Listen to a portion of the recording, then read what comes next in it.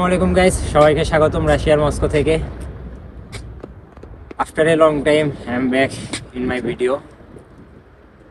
আজকের ভিডিওর মূল টপিকটা হচ্ছে স্টাডি ইন রাশিয়া। আমি কথা বলতেছি মানে প্রচণ্ড ঠান্ডা, হাত পা জমে যাচ্ছে এমন একটা অবস্থা, তারপরে কথা বলা লাগতেছে, কিছু করার নাই যেহেতু ভিডিও বানাবো আজকে। তো চলেন আর দেরি না করে সরাসরি ভিডিওর মূল টপিকে চলুন। প্রথমে ডকুমেন্টের কথা বলি। যারা দেশের বাইরে পড়াশোনা করতে যাবেন তাদের ফার্স্ট অফ অল যে জিনিসটা লাগবে সেটা হচ্ছে পাসপোর্ট। সেকেন্ড ধাপে যা লাগবে সেটা হচ্ছে আপনার একাডেমিক সার্টিফিকেট। এখন কথা হচ্ছে আপনি কিসে আসতেছেন পড়তে, মাস্টার্স, পিএইচডি, ব্যাচেলার্স। যারা ব্যাচেলার্সে আসবেন তাদের জন্য মাস্ট বি এসএসসি এবং এইচএসসি ট্রান্সক্রিপ্ট প্লাস সার্টিফিকেট। যারা মাস্টার্স আসবেন তাদের জন্য অতিরিক্ত হিসেবে ব্যাচেলার্সের সার্টিফিকেট। যারা পিএইচডিতে আসবেন তাদের জন্য মাস্টার্স থেকে এসএসসি থেকে মাস্টার্স পর্যন্ত সবগুলোর সার্টিফিকেট মাস্ট বি। প্রত্যেকটা সার্টিফিকেট আপনার অ্যাটাস্টেশন করাতে হবে অনলাইনে। একমাত্র ইংলিশ স্পিকিং কান্ট্রি বাদে যে কান্ট্রিগুলো আছে, যে দেশগুলোতে আপনি যান না কেন, আপনার সার্টিফিকেট অনলাইনে অ্যাটাস্টেশন করানো লাগবে। যাই হোক, অনেকগুলো টপিক, সো আমি এখানে নোট করে রাখছি, আমি একে একে বলতেছি।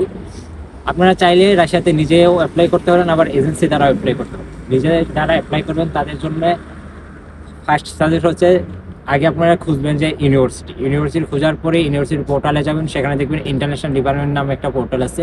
সো ওই পোর্টাল থেকে আপনারা চাইলে নিজেরা অ্যাপ্লাই করতে পারেন। বাট এখানে একটা প্রবলেম ফেস করবেন, কারণ হচ্ছে যেহেতু রাশিয়াতে প্রায় 16,000 প্লাস সেনজন আছে, দ্যাটস ওয়াই আপনারা চাইলেও নিজে থেকে পেমেন্ট করতে পারবেন না।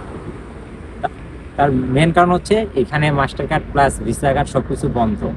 দ্যাটস ওয়াই আপনারা যখন এটা পেমেন্ট করতে যাবেন, সেক্ষেত্রে আপনার কোনো আত্মীয় স্বজন বা ফ্রেন্ডস বা ভাই বোনের কেউ যদি রাশিয়া থাকে, তার অ্যাকাউন্টের মাধ্যমে আপনি এটা চাইলে দিতে পারেন। এক্ষেত্রে এই প্রসেসটা আপনারা নিজেরা করতে পারেন, যার ফলে আপনাদের অ্যামাউন্টটা অনেক কম লাগবে, খরচটা কমে যাবে। আর যদি এজেন্সি থেকে করেন, এজেন্সি মাস্ট বি আপনাদের কাছ থেকে লাভ রাখবে, সো ওইখানে একটা এক্সপেন্সটা বেড়ে যাবে। এরপরে টপিক আসা যাক টিউশন ফি। এখন টিউশন ফি ভেরি করে অনেক ইউনিভার্সিটির কোর্সের উপর ডিপেন্ড করে। যেমন মনে করেন কিছু, এই ধরেন আপনি চাইলেই মস্কো স্টেট ইউনিভার্সিটিতে আসতে পারবেন না, কারণ আমরা সবাই জানি যে সরাসরি বাংলাদেশ থেকে মস্কো স্টেট ইউনিভার্সিটিতে আসা যায় না, এখানে অনেক পরীক্ষার মাধ্যম আছে, অনেক কিছুতে আসা যায়। সো আরেকটা বিষয় হচ্ছে রাশিয়াতে পড়াশোনা দুইটা কারিকুলামে হয়, একটা হচ্ছে ইংলিশ, একটা হচ্ছে রাশিয়ান।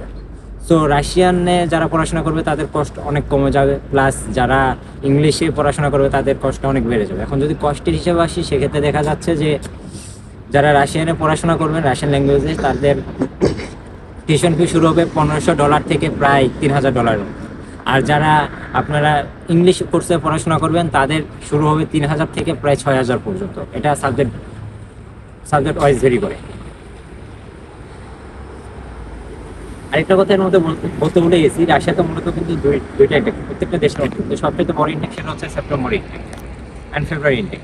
আর এখন যদি বলেন যে আমি কি বিষয় নিয়ে পড়াশোনা করতেছি, আমার মেন সাবজেক্ট যেটা সেটা হচ্ছে computer science and engineering, but আমি বর্তমানে আছি প্রিপারেটরি কোর্সে বা ল্যাঙ্গুয়েজ প্রোগ্রাম।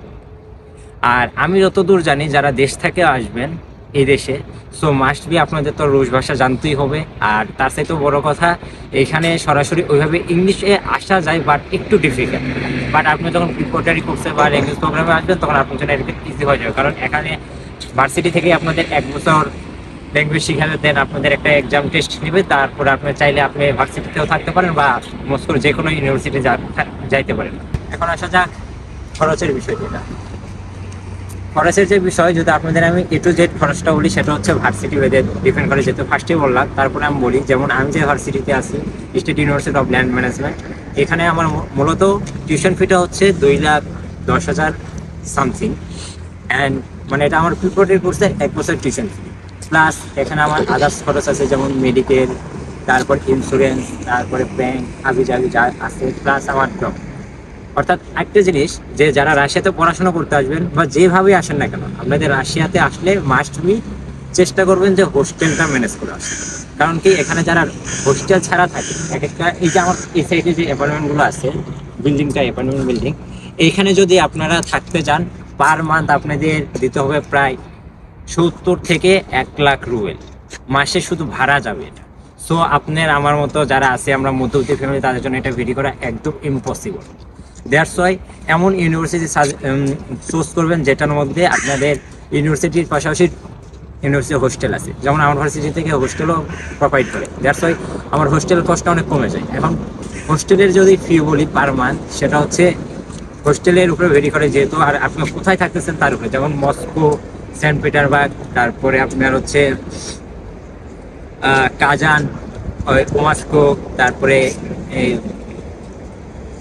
ওই স্টেটটার নাম কি, কেনিয়া, কিমিয়া কিমিয়া এই জায়গায় যারা থাকবেন তাদের দেখা যাচ্ছে খরচটা একটু বেশি। বাট এই জায়গাগুলোতে শুরুতে কি এখানে জব অপরচুনিটি অনেক হিউজ, আপনারা চাইলে হিউজ পরিমাণ জব করতে পারেন। বাট পিভটি প্রোগ্রামে এরা সাজেস্ট করে না 1 বছর জব করে। অনেক ঠান্ডা, হাত পকেটে নিয়ে নিলাম, মানে কথা বলতে পারতেছি না, অলরেডি আমার এগুলো জমে গেছে, যা বুঝতেছে হাতের আঙ্গুলের সেটা পর্যন্ত। যাই হোক, এখন বিষয় হচ্ছে আপনারা কোন কোন স্টেটে আসতে পারেন বা কোন কোন শহর আপনাদের জন্য বেটার হয়। আমি যেমন মস্কোতে থাকি, মস্কো আমার জন্য, আমি মস্কোতে আসি। তাছাড়া আপনারা আসতে পারেন মস্কো, সেন্ট পিটারবার্গ, তারপরে আপনার সাইটাসে রাইজেল স্টেট, তারপরে আপনার ওসমক, তারপরে এখানে কিমিয়া, সো ইট ইস। যাই হোক, এই শহরগুলোতে আপনারা আসলে মোটামুটি দেখা যাচ্ছে যে ভালোভাবে চলাফেরা করতে পারেন, কারণ এই শহরগুলোতে আপনারা সবাই জানেন এটা, যে প্রধান শহরগুলোতে সুযোগ সুবিধা অনেক ভালো থাকে অ্যান্ড জব অপরচুনিটি সব দিক দিয়ে ভালো থাকে। কারণ আরেকটা বিষয় যেটা হচ্ছে আপনার, আমার টিউশন ফিতে একটু ব্যাক করি, সেটা হচ্ছে টিউশন ফি কোন ইউনিভার্সিটি কীরকম, এটা সম্পূর্ণ ডিপেন্ড করে ইউনিভার্সিটির উপরে।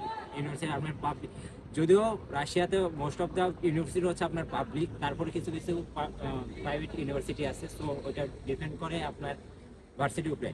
আর আমি যদি একটা অ্যারাউন্ড বলি, সেটা হচ্ছে আপনি ধরেন 2 লাখ থেকে শুরু করে 4.5 লাখ বা 5.5 লাখ টাকা পর্যন্ত হতে পারে বাংলা টাকায়। আর এই যে প্রসেসগুলো করবেন, এই সম্পূর্ণ বিষয়ে একটা সময়ের সাপেক্ষ ব্যাপার আছে। সো আপনারা যখন এজেন্সি থেকে করবেন, এজেন্সিও একটা সময় নেবে, আপনারা নিজেরা যখন করবেন সেখানে নিজেদেরও একটা সময় দিতে হবে।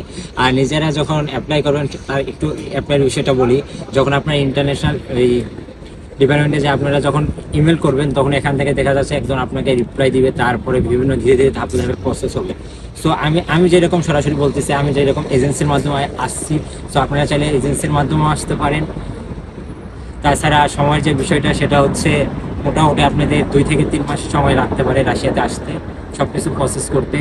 আর রাশিয়ার একটা জিনিস কি, সবচেয়ে মেন বিষয় যেটা, আপনি অফার লেটার যে কোনো ইউনিভার্সিটি থেকে পাবেন, বাট এইখানে সবচেয়ে বড় যে বিষয়টা, সেটা হচ্ছে ইনভাইটেশন লেটার।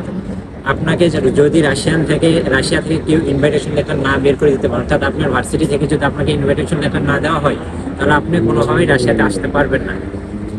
এই হচ্ছে টপিকগুলো। সো আজকের ভিডিও এই পর্যন্তই। আরও যদি কিছু জানা থাকে কমেন্ট বক্সে লিখবে, জানাবেন, আমাকে কমেন্ট করবেন, আমি চেষ্টা করব রিপ্লাই দেওয়ার।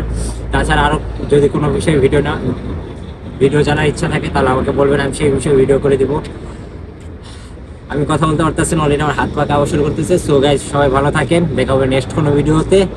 আশা করি ভিডিওটা সম্পূর্ণ দেখবেন। সবার জন্য শুভকামনা রইল। আসসালামু আলাইকুম।